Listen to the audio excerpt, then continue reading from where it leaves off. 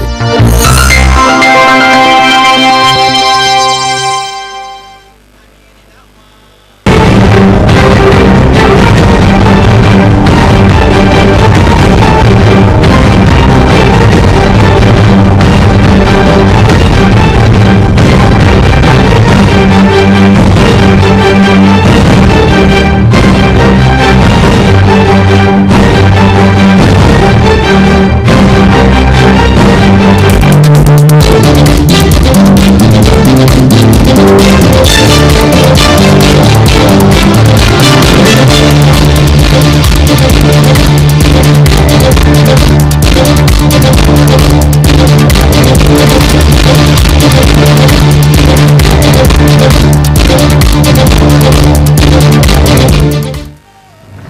Ravi de vous retrouver sur ce plateau de la télévision Tambara. Bonsoir à toutes et à tous. Nous débutons ce journal avec la poursuite des travaux en séance plénière au titre de l'année 2021, dite session budgétaire de l'Assemblée nationale. L'examen et vote du projet de loi portant des règlements pour l'année budgétaire 2019 est le seul point inscrit à l'ordre de ce jour de la séance plénière de ce lundi 29 novembre 2021 sous la présidence de Seynou Oumarou, le président de l'Assemblée nationale. Suivez plutôt ce compte rendu.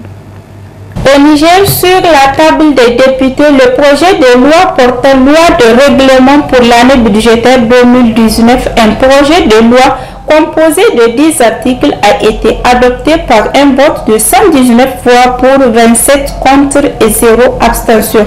Après ces votes favorables, le ministre des Finances a remercié les parlementaires. Quant à la commission saisie au fond, notamment la commission des finances et du budget, s'exprime à travers Issaka Assouman, le président de la dite commission. L'Assemblée nationale vient d'exécuter une de ses prérogatives que la loi lui confère, celle de contrôler l'action gouvernementale. Alors cette action gouvernementale que nous avons contrôlée aujourd'hui, c'est justement la loi de règlement 2019, c'est-à-dire l'exécution du budget de l'année 2019. L'Assemblée nationale avait autorisé en son temps le gouvernement à prélever des recettes jusqu'à concurrence des recettes et des emprunts, des ressources d'une manière générale, jusqu'à concurrence de 2274 milliards. Et aujourd'hui, elle demande à savoir qu'est-ce qui a été fait. Les 2274 milliards ont-ils été intégralement recouvrés? Sinon, qu'est-ce qui a été recouvré et quelle utilisation en a-t-il fait? Vous l'avez suivi, les recettes ont été recouvrées à 86,60% de l'objectif. Les dépenses ont été exécutées à 83,28% également de l'objectif. On a dit qu'il y a eu 2 lois de finances rectificatives. Et une loi de finances rectificative intervient quand le gouvernement reçoit un apport additionnel de ressources. Et généralement, ce sont des ressources d'emprunt. Et c'est de ça qu'il s'agit. Or, vous savez, vous avez suivi à maintes reprises avec nous que le gouvernement ne prend que des emprunts, il ne fait que des emprunts conditionnels. Là où les conditions sont souples. On vous a dit le taux d'intérêt varie de 0,5 à 1%, etc., etc. Et donc, ce ne sont pas vraiment des emprunts lourds, ce sont des emprunts avec des conditions souples, encadrés et par l'État et par les organismes tels que le FMI et la Banque mondiale. Monsieur Seynou Oumarou, président de l'Assemblée nationale, a martelé que les travaux en séance plénière reprendront le vendredi 3 décembre 2021 avec à l'ordre du jour examen et vote de 2 projets de loi portant des ratifications.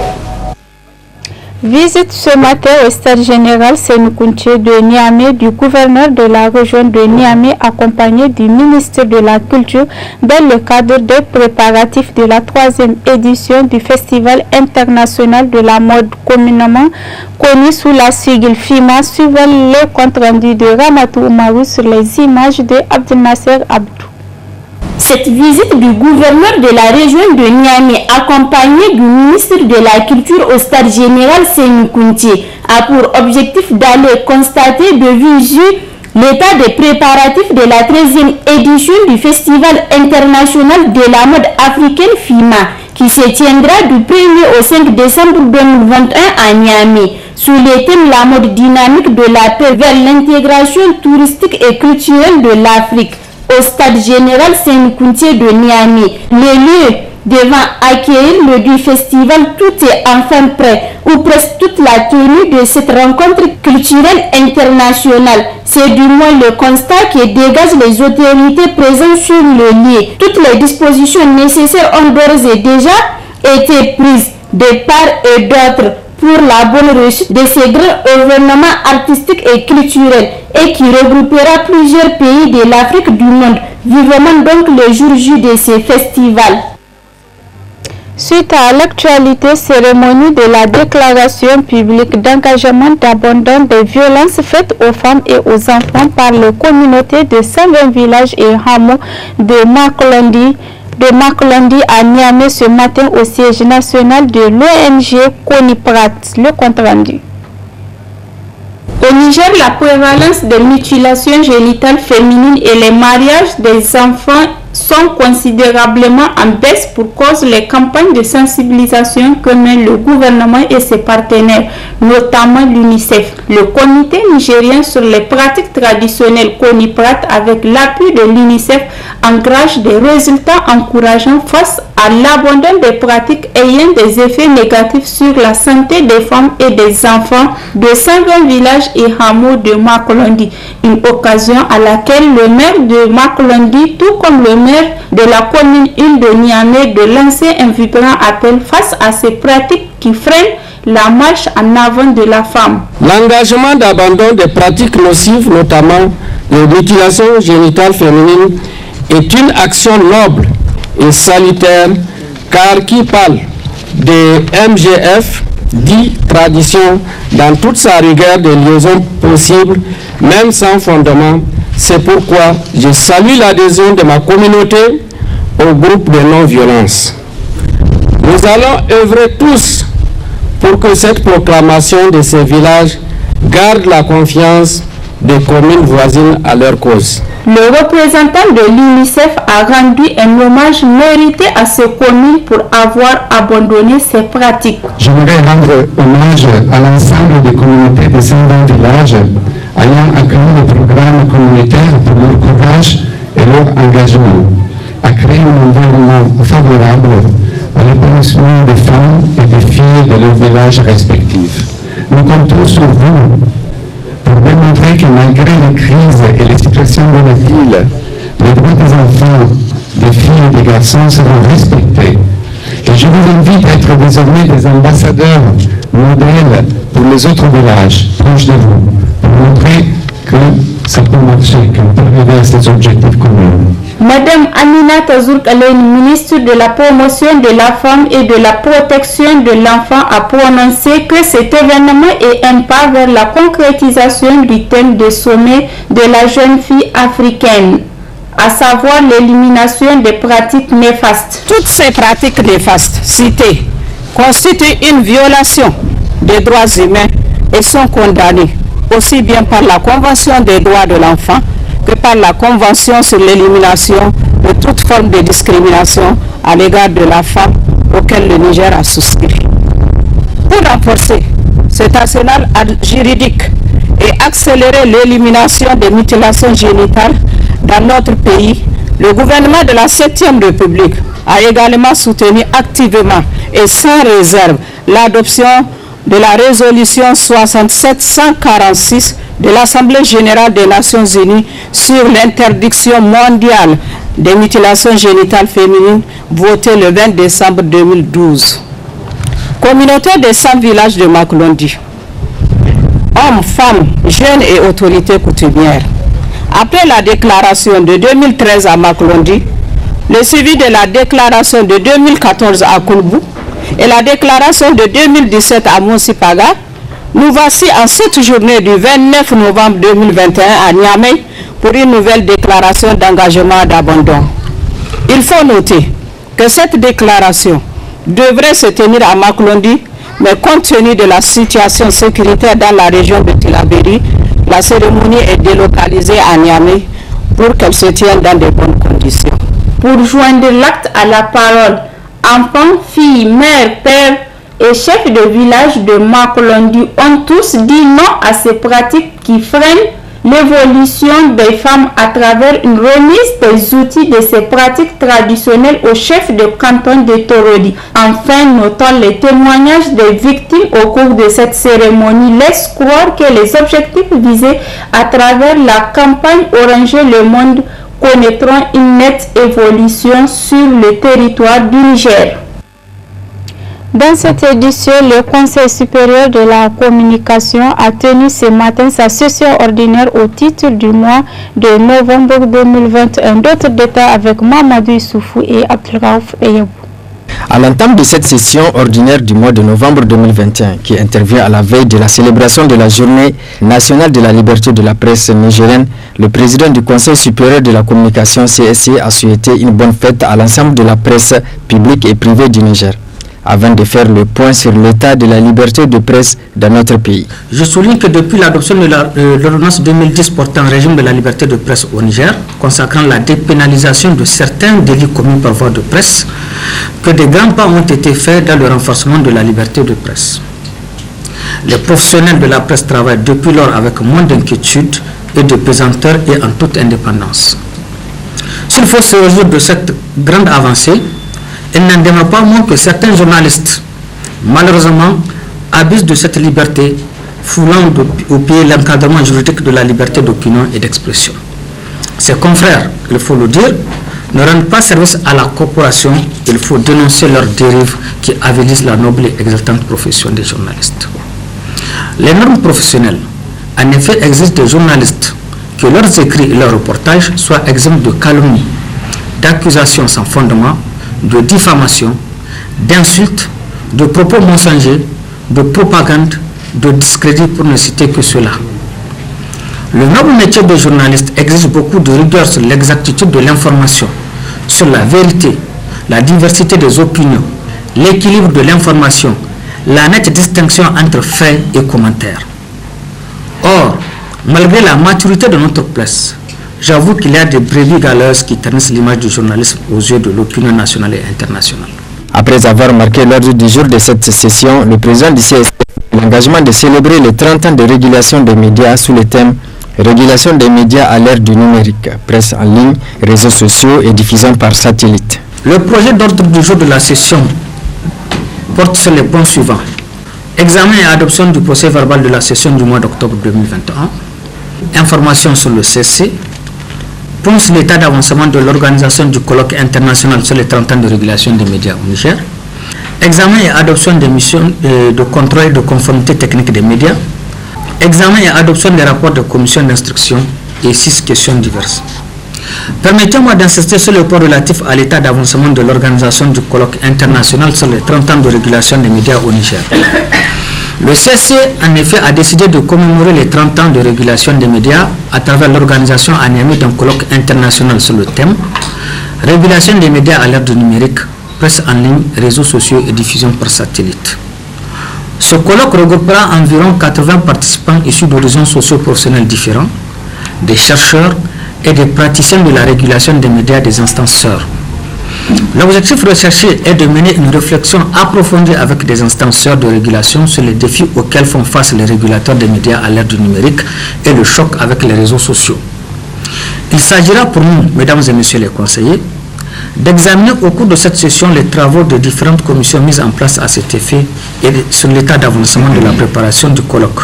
En procédant à l'ouverture de la session ordinaire du Conseil supérieur de la communication, le président du Conseil a souhaité plein succès aux travaux de cette assise du mois de novembre 2021. Il a par ailleurs exhorté les conseillers à un traitement minutieux des différents points inscrits à l'ordre du jour de cette session.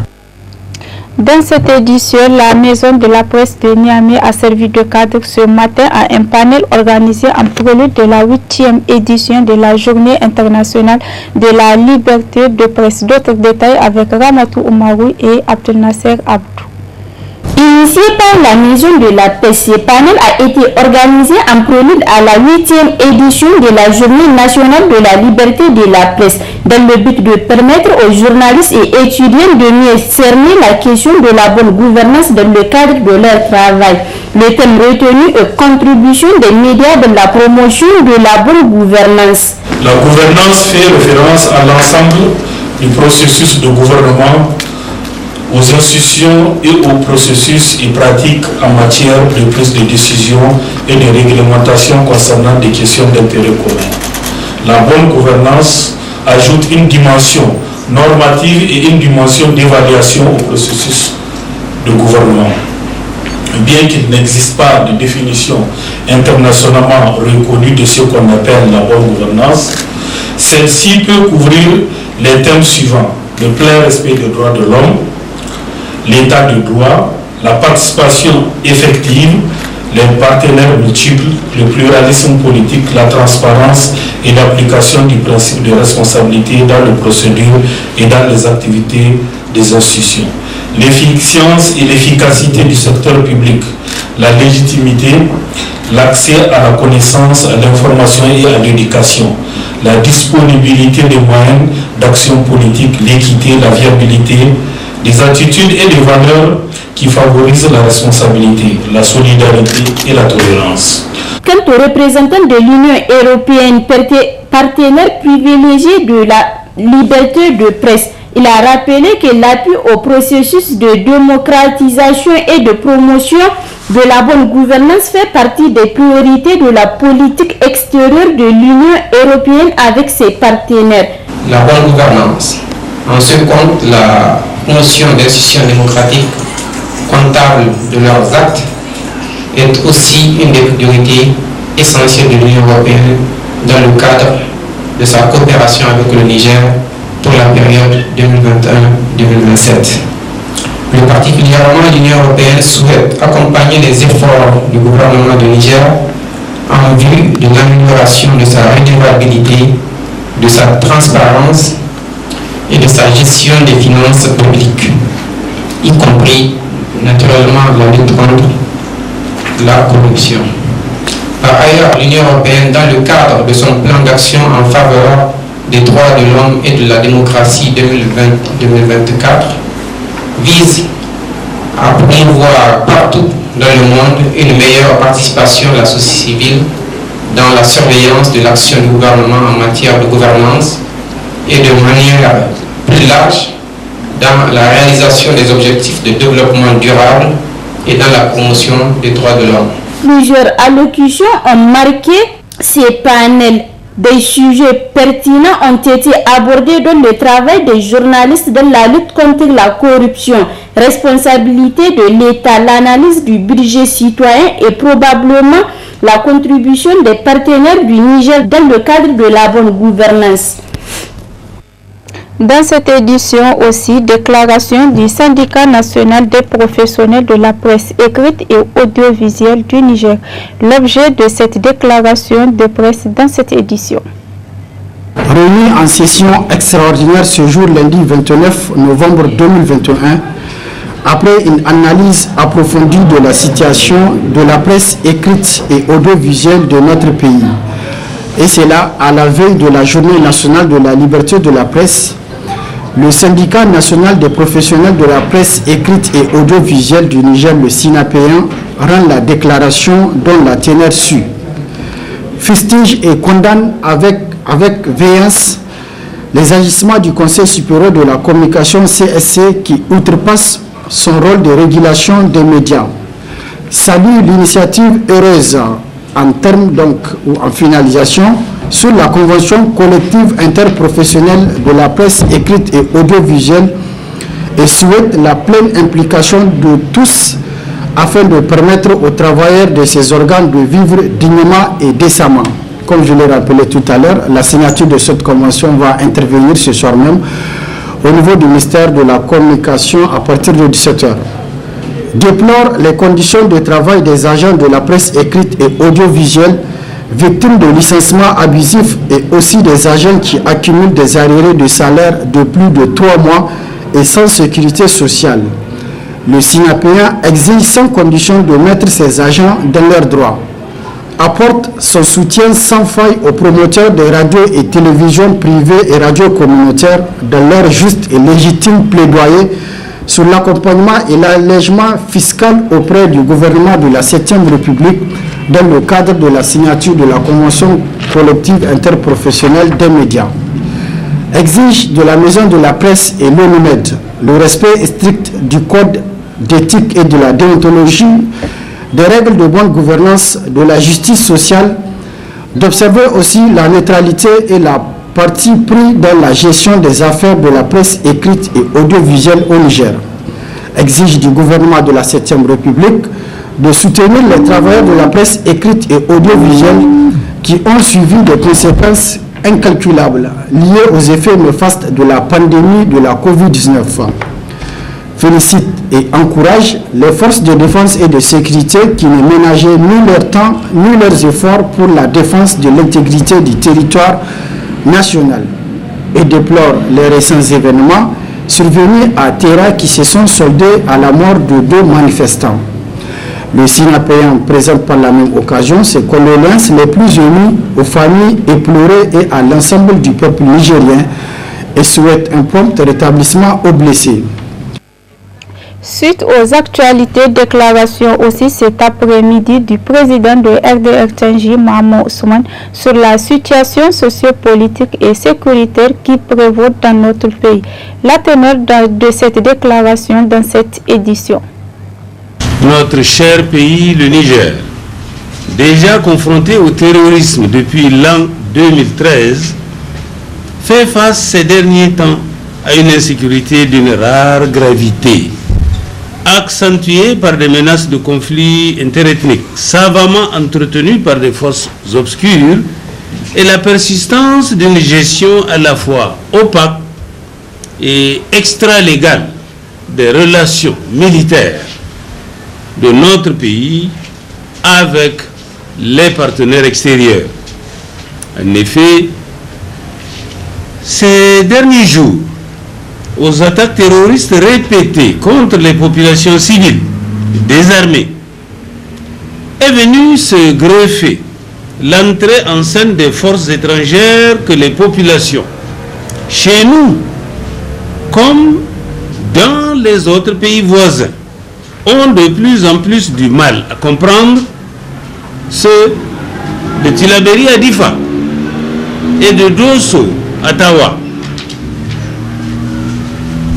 Et cela, d'autant plus qu'en dépit de leur présence de plus en plus nombreuse, les attaques terroristes contre nos populations ne font que se multiplier avec leur cortège de morts, de blessés et d'exactions de toutes sortes.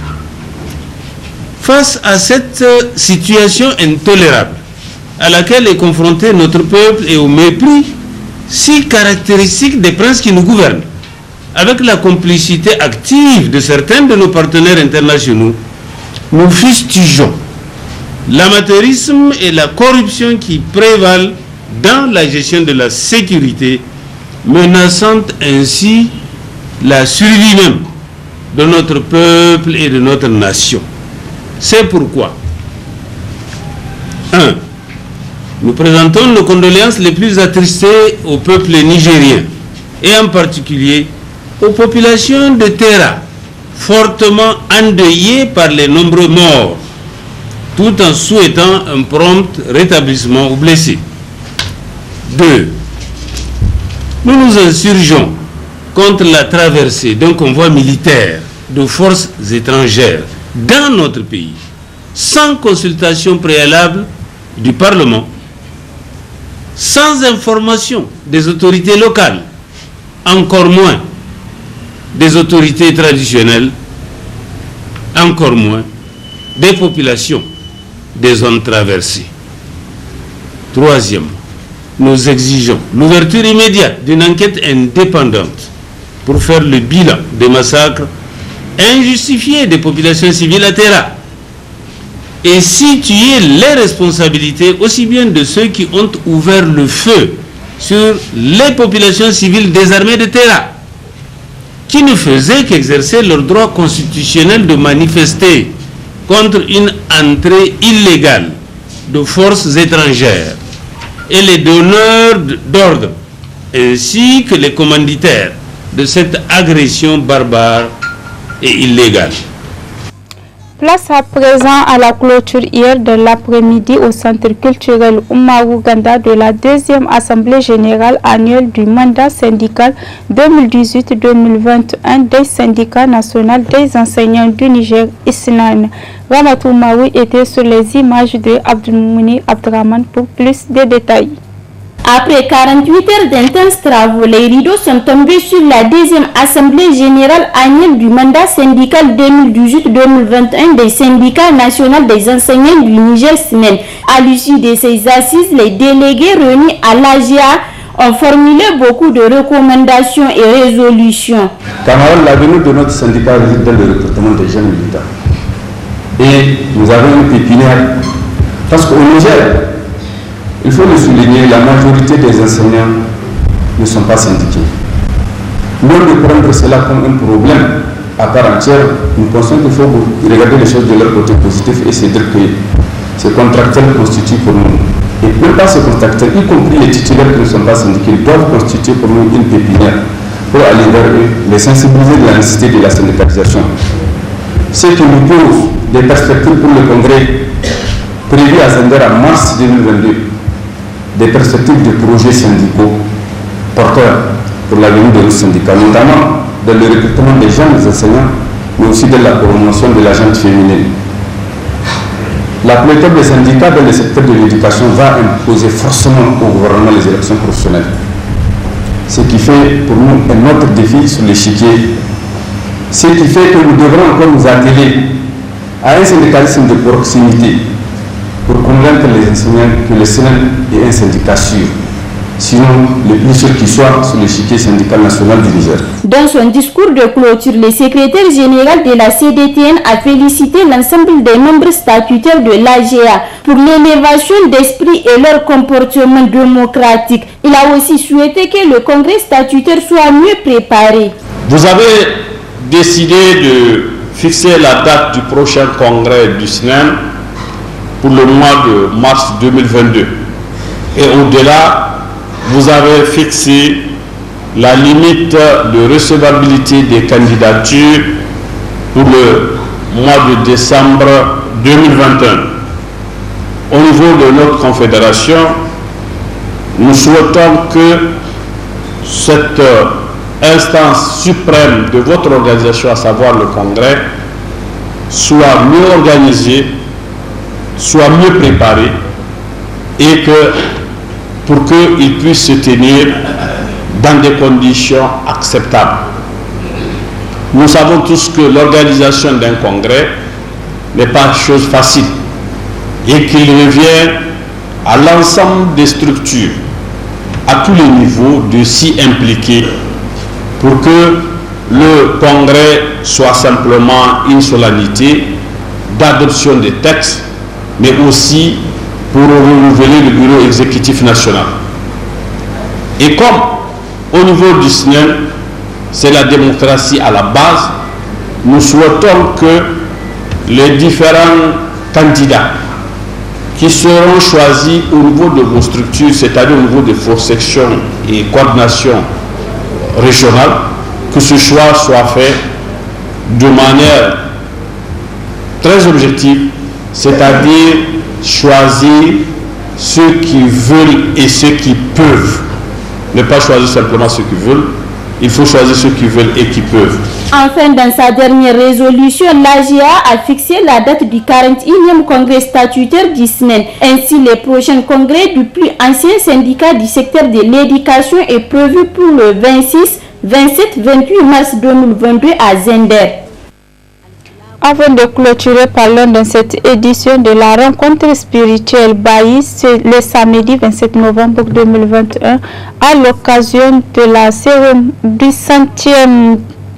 centenaire de cette religion. C'était à l'hôtel Bravia de Niamey. Plus de détails avec Ibrahima Abdelkader et Abdelraouf Deyebou. Le baïsme est une religion abrahamique et monothéiste, proclamant l'unité spirituelle de l'humanité. Et les membres de cette communauté religieuse internationale se décrivent comme les adhérents d'une religion mondiale indépendante. D'où la projection d'un film et l'objet de cette rencontre avec la presse pour en connaître davantage sur cette religion. Cette commémoration est faite chaque année. Mais pour cette année particulièrement, on la commémore une centième fois. Ça veut dire que c'est le centenaire comme je disais tantôt. Pour nous, c'est assez important de commémorer ça de manière grandiose, vu que c'est le centenaire. La Fabhaï, comme vous l'avez suivi les échanges, c'est une religion indépendante, une religion à part entière, comme toutes les autres religions, qui a ses lois et ses principes. D'accord? Et nous, les Bahïs, nous croyons que c'est la religion de cette époque. Voilà. Et maintenant, sur quel aspect voulez-vous apprendre de la foi Baha'i? Parce qu'il y a beaucoup de thèmes qu'on peut aborder en parlant de la foi Baha'i. Un message à l'endroit de la communauté, je dirais bonne commémoration à tous les Bahaïs du Niger et même du monde entier. Parce que c'est partout dans ce monde-là que cette commémoration est faite. C'est pas seulement au Niger, c'est pas seulement ici à Niamey, c'est partout dans le monde. Donc je dis bonne commémoration à toutes et à tous. Ce dîner à l'occasion du centenaire de la foi Baha'i a permis également aux participants de faire un bilan des progrès réalisés et aux journalistes de poser une série de questions sur des zones d'ombre pour plus de compréhension par rapport à cette religion. Comment se faire les prières et à quel moment faut-il prier de la famille? Ça c'est la première question. La deuxième question, j'aimerais aussi savoir comment se présente le calendrier du jeûne de la foi Baha'i. Nous avons la prière courte, la prière moyenne et celle longue. Dans la journée de nos 4 heures, on choisit une catégorie de prière. La courte prière se fait entre midi et le coucher du soleil. Après avoir fait ces ablutions, on se tourne vers notre Qibla et on fait nos prières et ensuite il est conseillé dans chaque 24 heures de tirer le dire 95 fois Al-Nawara. Ensuite, la prière moyenne se fait 3 fois par jour, le matin, à midi et au coucher du soleil. Elle se fait de la même manière après ablution spécifique. On se tourne vers la Qibla et on fait la prière. Ensuite, la dernière, la longue, qui elle se fait une fois dans les 24 heures. C'est-à-dire entre le coucher du soleil et le prochain coucher du soleil, on doit la faire au moins une fois. Dans les mêmes de la même nature, ablution, Qibla et on prie. Donc ça, c'est vraiment un caractère que nous avons qui est assez similaire à l'islam. Donc pour nos prières surrogatoires, c'est vraiment, je vais dire, léger, parce que nous avons des livres de prière qui nous aident. Et la particularité, c'est que ça se fait vraiment en toutes les langues. Nous prions en français, en norma, en haussa, en foufoudé, bref, toutes les langues. L'essentiel étant de prier dans une langue où tu es capable de comprendre ce que tu dis, ce que tu demandes au Seigneur. C'est ça le plus important dans nos prières. À noter aussi que la foi Baha'i est parfois résumée par le concept de 3 unités. Unité de Dieu, unité de la religion et unité de l'humanité. Merci de cette aimable attention, messieurs, dames. C'est ici que prend fin ce journal. Restez en compagnie de nos prochaines éditions. Au revoir.